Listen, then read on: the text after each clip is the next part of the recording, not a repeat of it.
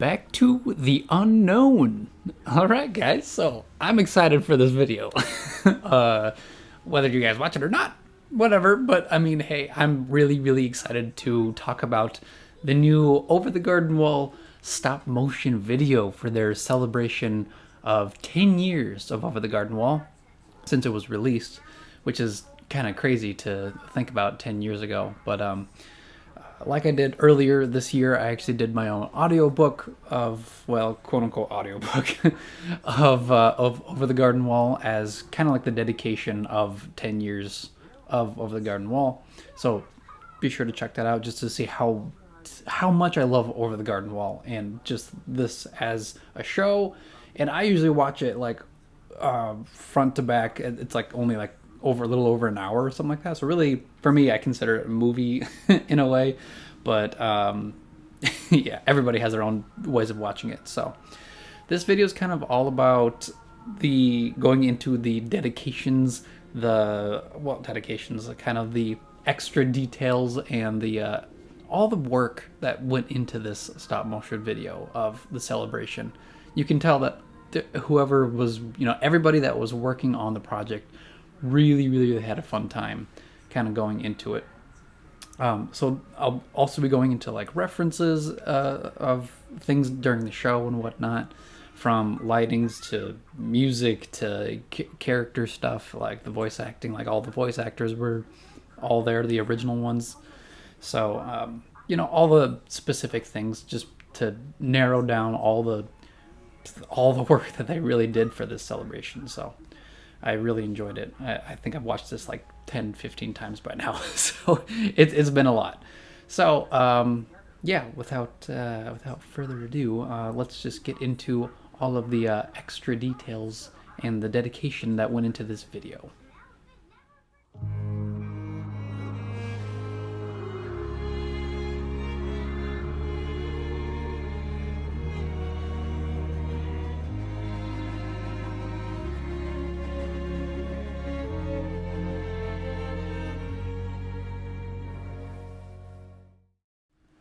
So the first thing to notice is the character reciting the well-known lines of "Somewhere lost in the annals of history lies a place few have seen, a mysterious place called the Unknown." As the scene dips into the forest, we see the black turtle from the show lumbering its way to find more candy that Greg has chopped from his candy trail. So we already have 3 references already in like the first 10 seconds of the video: Androline, the black turtle, and Greg's candy trail. So additionally, absolutely love how they decorated the forest. Knowing that it was all handmade and sculpted really puts the dedication and care into perspective. From the moss on the rocks to the countless leaves in the trees, it's obvious that there's a lot of love that went into this project. Like very seen, very much so. Next up, we get to see our beloved brothers, Wirt and Greg. And then of course, Greg's frog is, sitting nearby, as always. The way that they fashioned them was perfect, from their movement, their speeches, like their speech patterns. Oh, there you go, I sound already like Wirt like that. And to the colors of their Halloween costumes, quote unquote. And even like, with that, comes like the shapes of like Wirt's cone hat and Greg's upside down teapot and all that fun stuff. So behind them is like a neat bridge crossing over a gentle stream where sunlight pours down from above, highlighting them as they look around. When Greg says "heave ho," it could have been a quick nod to Quincy Endicott when they were in his mansion, and when Greg is happily talking to them, they both pronounce "heave ho." Again, these are all my thoughts and speculations, so you can follow them or not, but it's all up to you. Now, when Wirt says to Greg to cut the nonsense, a brief piano note can be heard playing Greg's famous song "Potatoes and Molasses." Everybody knows that song, so it's great to hear just a little bit of that. So, Greg's frog ribbits. Everybody knows the classic ribbit of Wirt's of Greg's frog. Technically, I guess they're both their frog at the end of the series. So, Wirt wonders when Beatrice is at during this video, as it worries him because they're at the foot of an Edelwood tree. See, I'm talking like Wirt. There we go. Where the same eerie sound is heard as they look up to see what looks like a distorted face in the trunk. This personally kind of took me back when Wirt and Greg are off rescuing Beatrice from the woodsman, quote unquote rescuing from the woodsman, during chapter 4, Songs of the Dark Lantern. So they see those scary trees basically in the dark forest and realize how terrifying they are. But for this video, I suppose it's before then, I guess time wise, since they don't really name the tree and they don't really know what it's for yet. So I don't know, just me kind of guessing there. When Wirt says, it's funny, and Greg laughs, it could also be mentioning the part during, I think it's chapter 7, The Ringing of the Bell, where they find the black turtles in Lorna's house, or Ani Whisper's house, I should say. Very specific moments, but I'm sure lots of fans kind of have already recognized this going over and over it again and again.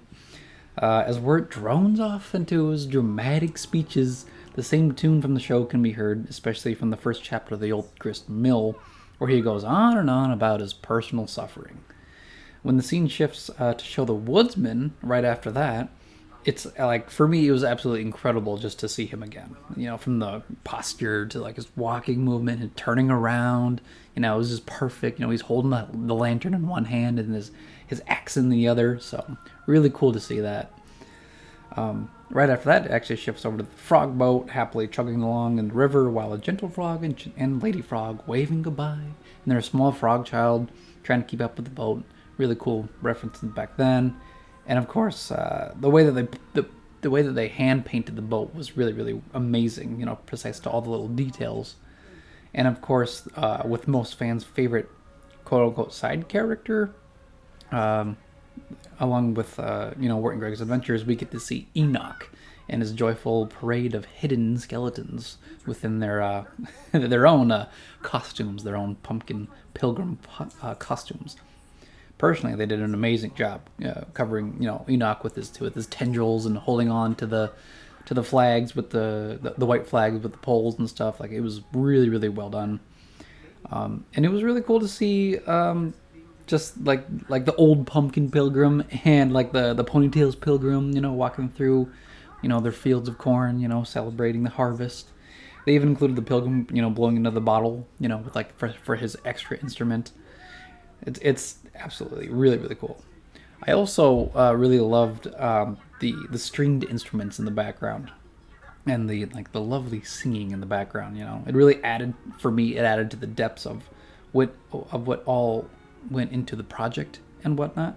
And it gives kind of like a sense of nostalgia, but like a good kind of nostalgia. That's what I think. And I know that I'm a little distracted here, but I want you guys to kind of have that in the background. So next up, after that, we get to see the fish in the boat fishing.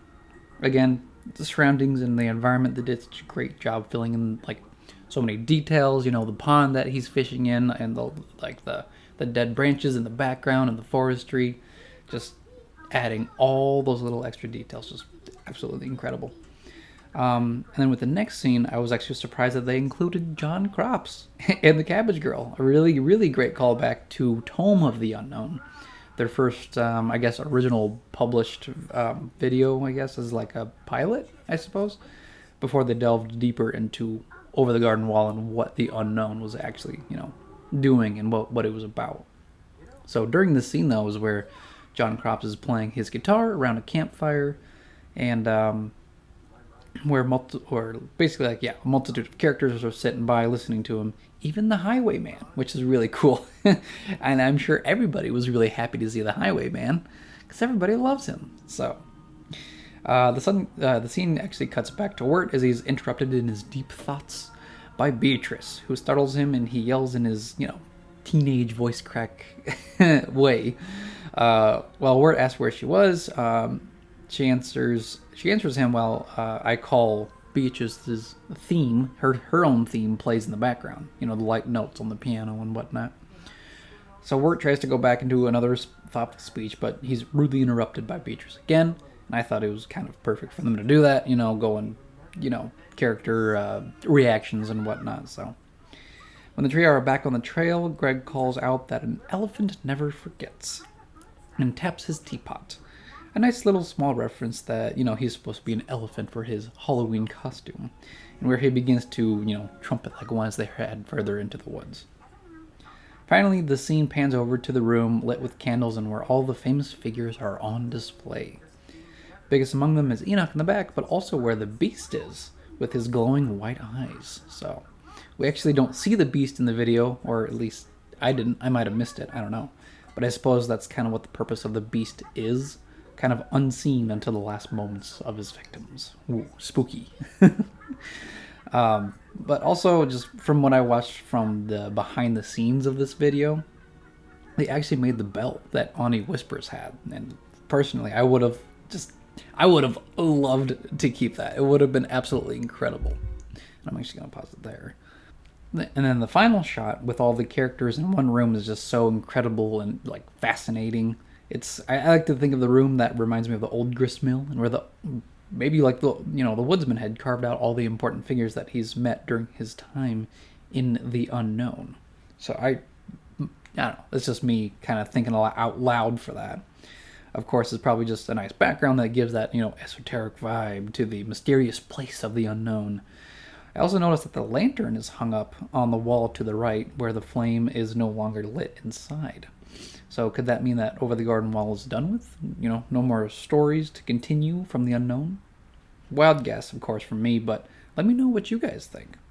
Also, the fact that the logo at the end was handcrafted and painted and all that was just, it's incredible. It's amazing to see, amazing to think about. So much detail, so much effort. Like I've said before, it's fascinating to see how much time and love went into this small video. It's only a few minutes, but it's just filled with passion and care. So, and it was also really great to hear the original cast as well, with Elijah Wood being Wirt, Colin Dean as Greg, and Melanie Lynskey as Beatrice. So just hearing their unique character voices was so fun to hear and go along with a little small snippet of their adventure. At the end too, during the credits, there's a humming of the tune at the end of the series, where it kind of reminded me where the song and the line goes, "The loveliest lies of all," at the very end, where Greg's frog is playing the piano and he's singing his tune. But this humming in the video also reminds me of Johnny Crop singing during Tome of the Unknown, so could have been that.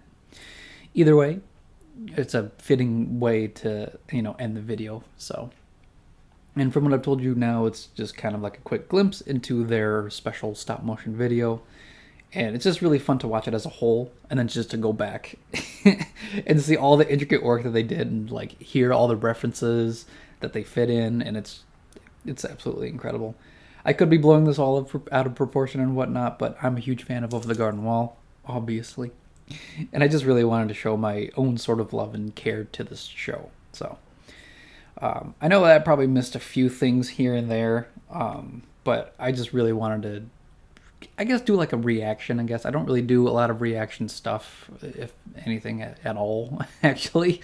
I don't think I've ever done this before, but it's a really big show that's really close to my heart. So, and I really, really love it. As you can see, I got the shirt. I did the audiobook, quote unquote, the audiobook of Over the Garden Wall, which you guys check out. That'd be really cool. Thank you guys also for all the support that all of you listeners who have showed so much love to that. It's like that same passion, that same care and love that I put into the audiobook is what is in this stop motion, but obviously it's from the creators themselves. So highly, highly, highly recommend that you guys check out the video, and also check out the behind the scenes video, which should come up on a suggested list or whatever. But just seeing them crafting the figures together, painting everything, decorating the scenery, seeing all the movements that they've created, computer generated stuff like that.